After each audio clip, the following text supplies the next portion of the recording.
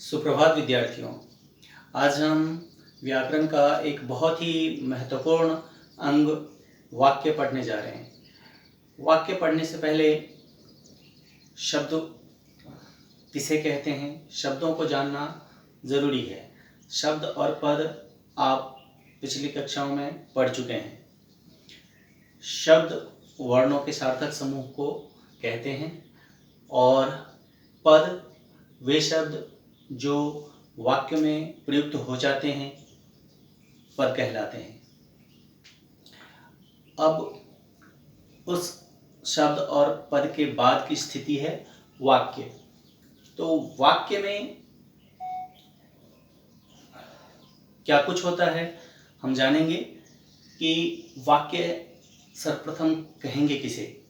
सामान्य तौर पर वाक्य की जो अवधारणा है वह है अपने भावों को अभिव्यक्त करने के लिए, कि हम जो कुछ भी कहना चाहते हैं वह वाक्य के माध्यम से कहते हैं। शब्द के माध्यम से क्यों नहीं कह पाते?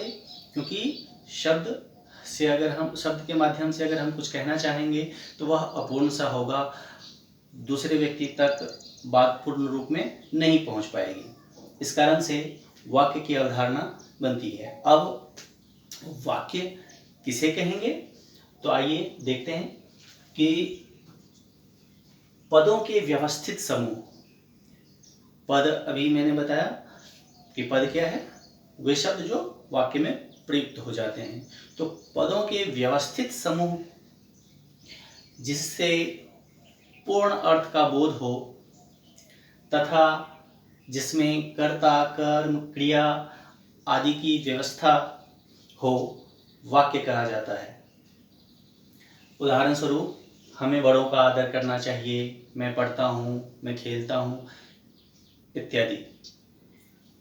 अब वाक्य के वाक्य के गुणों की बात करें तो वाक्य में बहुत सारे गुण होने चाहिए, तभी जाकर वह वाक्य पूर्ण रूप से वाक्य कहलाता है। सार्थकता से अभिप्राय है कि वाक्य में जितने भी पद हों वे सभी सार्थक होने चाहिए। निरर्थक पद वाक्य को गलत कर देता है। इस कारण से वाक्य के प्रत्येक जो पद हैं वो सार्थक होने चाहिए। इस सार्थकता के साथ कई बार ऐसे शब्द भी आते हैं जो हमें देखने पर निरर्थक से प्रतीत होते हैं, लेकिन वह वास्तव में निरर्थक न होकर सार्थक शब्द को और ज़्यादा प्रभावी बनाता है। जैसे पानी वानी, चाय वाय इत्यादि। तो यहाँ पानी और चाय का अर्थ तो स्पष्ट है, लेकिन वाणी का नहीं स्पष्ट है और वाय का नहीं है। लेकिन जब किसी चीज़ को बलपूर्वक कहने की कोशिश करते हैं तब हम ऐसे निरर्थक शब्दों का भी प्रयोग करते हैं जो कि उस सार्थक शब्द को और ज़्यादा प्रभावी बनाता है। अगला है योग्यता। योग्यता यानी क्षमता। प्रत्येक वाक्य में प्रसंग के अनुसार कि क्या कथन है उसके अनुसार ही उसके अन्य पद उस पर निर्भर करते हैं। जैसे कि मैं पानी खाता हूँ, मैं भोजन पीता हूँ।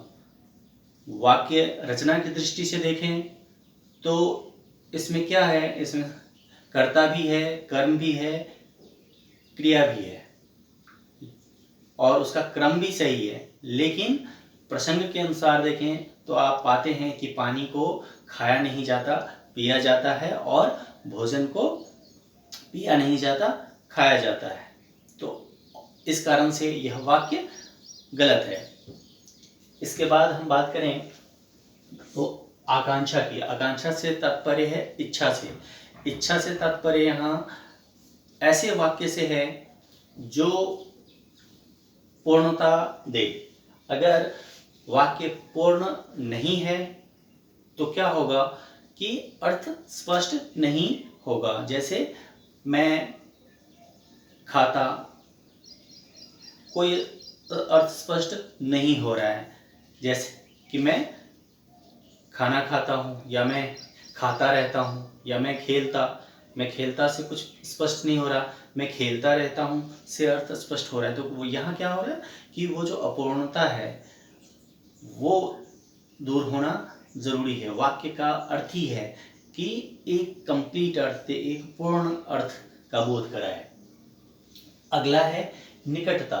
तो निकटता से यहाँ तात्पर्य है ऐसे वाक्य से जिसके बीच में ज़्यादा गैप ना हो। दो शब्दों के बीच में अगर हम बहुत ज़्यादा गैप देंगे तो क्या होगा कि अर्थ स्पष्ट नहीं हो पाएगा, चाहे वो लिखने में हो चाहे बोलने में। अब मैं बोलूं, मैं आज घर नहीं जाऊंगा, तो एक ही वाक्य में मैंने हर शब्द के बीच में इतने ज़्यादा स्पेस दे दी कि अब वो अर्थ उस रूप में नहीं पहुंच पाएगा। हो सकता है सुनने वाला सिर्फ जाएगा पर जो उसको ढंग से सुन पाए, किसी और शब्द को सुन पाए, तो इस कारण से वहाँ अर्थ की स्पष्टता नहीं होगी। इस कारण से वाक्य में निकटता का होना भी बहुत ज़रूरी है। और इससे अगला जो है पदक्रम। पदक्रम में क्या है कि पदों का एक निश्चित क्रम होना चाहिए। हर भाषा में पदों का एक निश्चित क्रम होता है। हिंदी में भी पदों का एक निश्चित क्रम है। कर्ता, कर्म और क्रिया, इसका एक निश्चित क्रम है। अगर हम क्रम को आगे पीछे कर देंगे तो अर्थ का अनर्थ हो सकता है, या हो सकता है कि वाक्य अपना एक निश्चित अर्थ, पूर्ण अर्थ दे ही ना पाए। अब जैसे पढ़ाता मैं व्याकरण हूँ। अब मैं व्याकरण पढ़ाता हूँ की जगह मैंने उसका क्रम बदल दिया तो अजीबोगरीब स्थिति बन गई। तो इस कारण से वाक्य में पदों का निश्चित क्रम भी होना जरूरी है। इसके बाद अगला है, आखिर में वाक्य के जो गुण हैं उसमें है अन्वय। अन्वय का अर्थ होता है मेल। तो प्यारे विद्यार्थियों, एक पद का दूसरे पद से मेल होना बहुत जरूरी है। जैसे मैंने 500 रुपये से खिलौने या खिलौना खरीदी। अब यहाँ आप देखें तो आप पाएंगे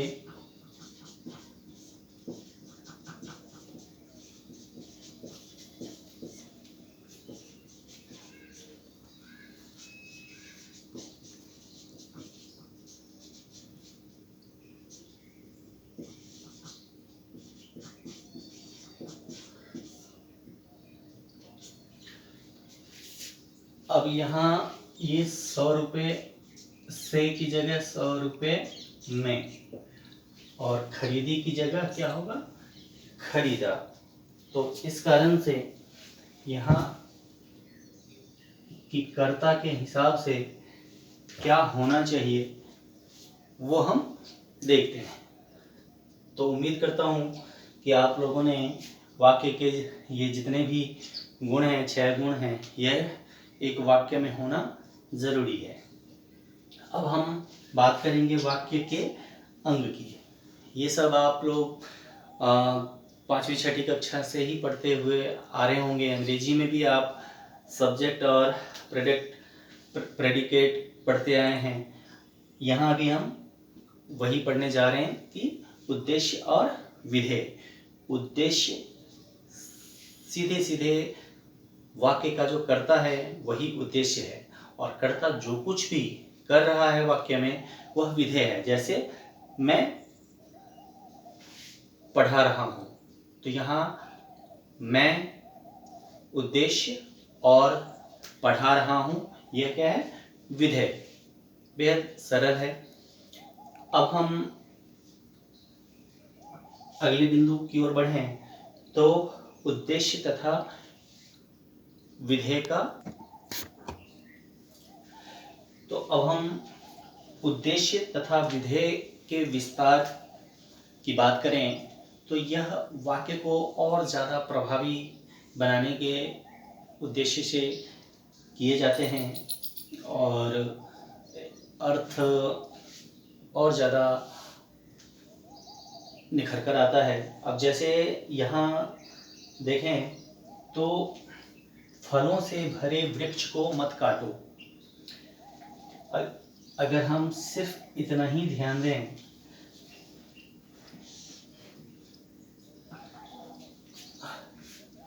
वृक्ष को मत काटो, लेकिन हमने यहाँ इसमें उद्देश्य कौन सा है? क्या कौन है उद्देश्य? तो वृक्ष। तो अब उद्देश्य का विस्तार हो रहा है कि फलों से, वृक्ष कैसा है? फलों से भरा हुआ। तो फलों से भरे वृक्ष को मत काटो। तो यहाँ क्या हो रहा है? इस उद्देश्य का विस्तार हुआ। लंबे पेड़ या लंबे वृक्ष, घने वृक्ष, तो यहाँ का वो क्या कहलाएगा? उद्देश्य का विस्तार। ठीक इसी तरीके से अब कह रहा है कि देश के नेता केवल योजनाएं बना रहे हैं। तो यहाँ क्या हो रहा है? विधेय का विस्तार हो रहा है। उद्देश्य